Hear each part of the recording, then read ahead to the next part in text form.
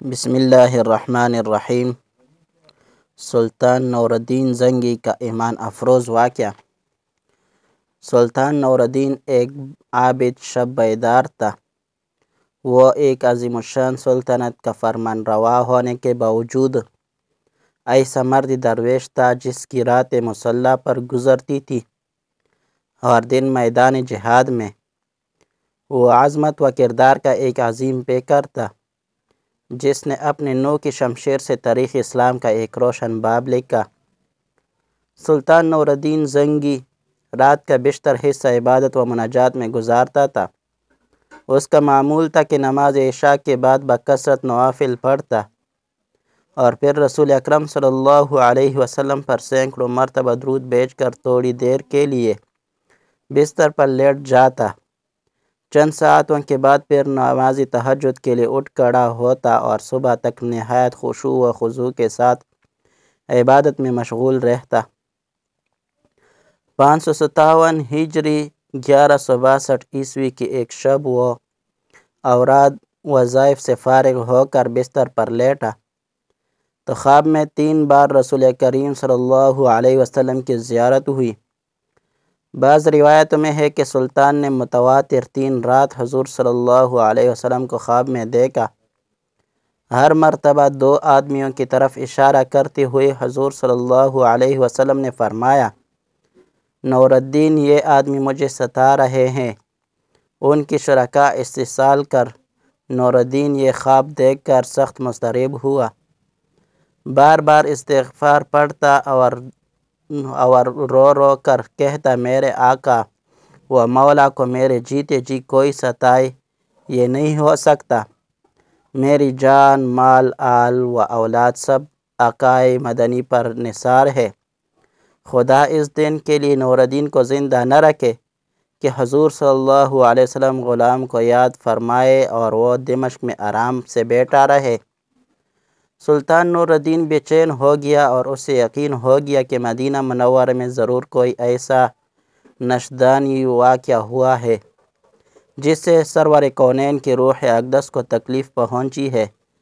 خواب سے بیدار ہوتے ہی اس نے 20 اعیان دولت کو ساتھ لیا اور بہت سا خزانہ گھوڑوں پر لدوا کر مدینہ منورہ کی طرف روانہ ہو گیا۔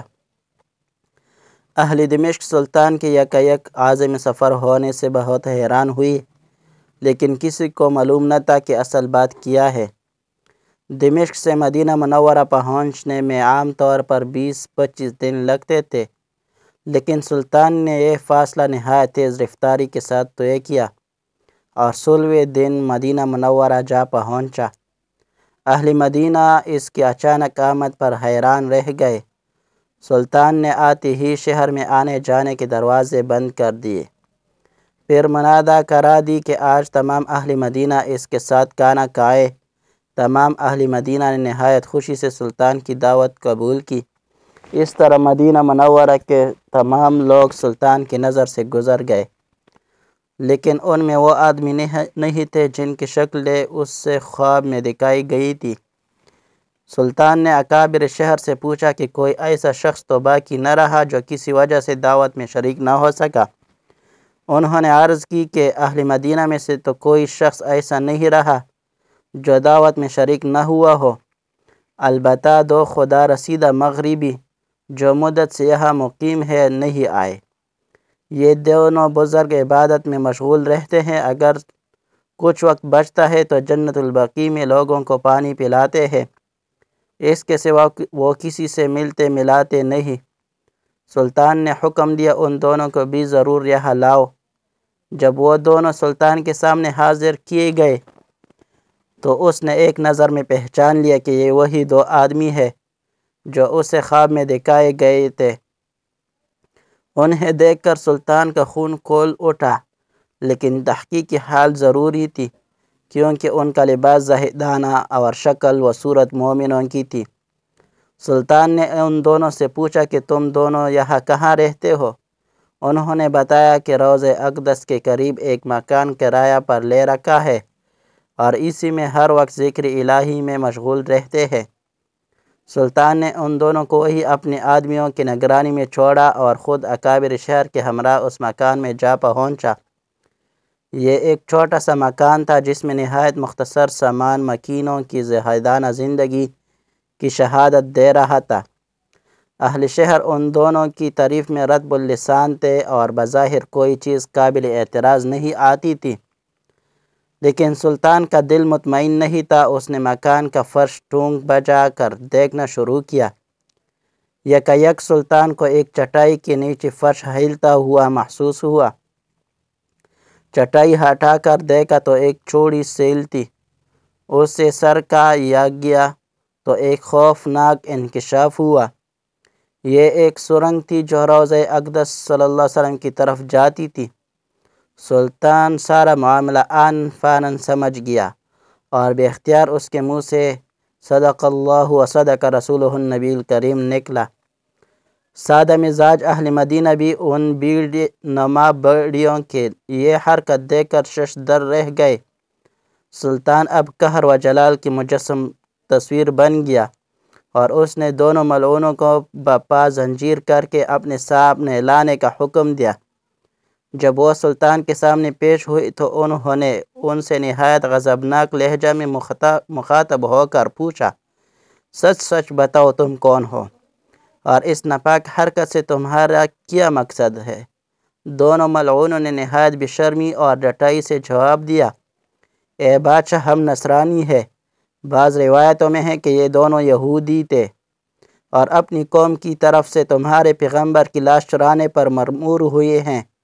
ہمارے نزدیک اس سے بڑھ کر اور کوئی کار ثواب نہیں ہے، لیکن افسوس کہ عین اس وقت جب ہمارا کام بہت تھوڑا باقی رہ گیا تھا تم نے ہمیں گرفتار کر لیا۔ ایک روایت یہ ہے کہ یہ سرنگ حضرت عمر کے جسد مبارک تک پہنچ چکی تھی، یہاں تک کہ ان کا ایک پاؤں ننگا ہو گیا تھا۔ سلطان کا پیمانہ صبر لبریز ہوا گیا۔ اس نے تلوار کھینچ کر ان دونوں بدبختوں کی گردنیں اڑا دی اور ان کی لاشیں بھڑکتی ہوئی آگ کے الاؤ میں ڈلوا دی۔ یہ کام انجام دے کر سلطان پر رکت طاری ہو گئی اور شدت گریہ سے اس کی گگلی بند گئی۔ وہ مدینہ منورہ کی گلیوں میں روتا گھومتا اور کہتا تھا، زہ نصیب کے اس خدمت کے لیے حضور صلی اللہ علیہ وسلم نے اس غلام کا انتخاب فرمایا۔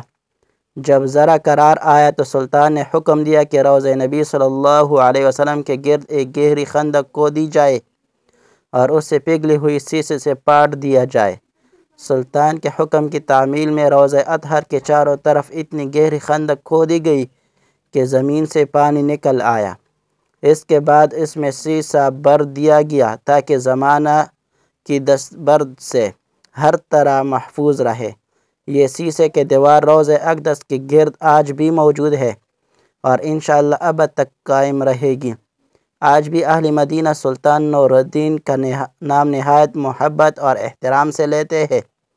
ان کا شمار ان نفوس قدسی میں کرتے ہیں جن پر سید البشر نے خود اعتماد کا اظہار فرمایا اور ان کے محب رسول ہونے کی تصدیق فرمائی۔ یہ رتبہ ملا جس کو مل گیا۔ حاصل اللہ کی محبت کی طرح اللہ کی نبی صلی اللہ علیہ وسلم کی محبت بھی ایک عظیم دولت ہے۔ عشق رسالت جسے مل گیا وہ دنیا و آخرت میں کامیاب ہو گیا۔ ہمیں بھی چاہیے کہ اپنے دل میں دنیا کی ہر چیز سے زیادہ اپنے اللہ کی محبت رکھے۔ آمین یا رب العالمین۔